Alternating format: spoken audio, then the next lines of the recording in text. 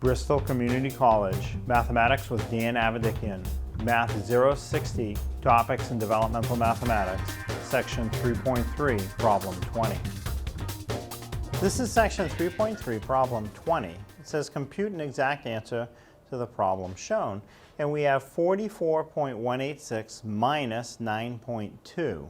Well, the way it's written, there is a problem, and that problem is that the decimals don't line up vertically. One is off to the side by quite a bit. So I have to rewrite this problem before I can do the subtraction.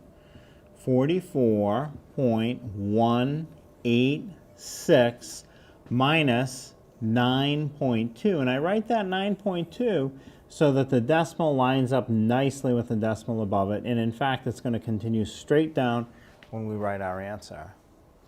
Now, it's okay the way it's written. If you really like to even it off, you can fill in some zeros. So it's minus 9.200 as the bottom number. That's kind of optional. You could get the answer without that, but it does look nicer. So 6 minus 0 is 6. 8 minus 0 is 8. 1 minus 2. 1's not big enough to subtract 2 from it, so I'll need to borrow. So the next digit over is a 4. I'll cross that off, borrow, it becomes a 3. And what was a 1 to the right of it can now be written as an 11. Now I have 11 minus 2. Now 11 is big enough. I can subtract 2. 11 minus 2 is 9. And then the next one I'm going to have to borrow again. Now I have 3 minus 9. 3 is not big enough to subtract 9 from it. So I go over one digit to the left, borrow from that, cross it off, reduce it by 1, so it goes from a 4 down to a 3.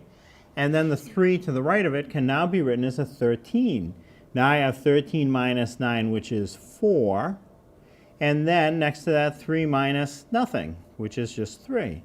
So that gives me a final answer of 34.986.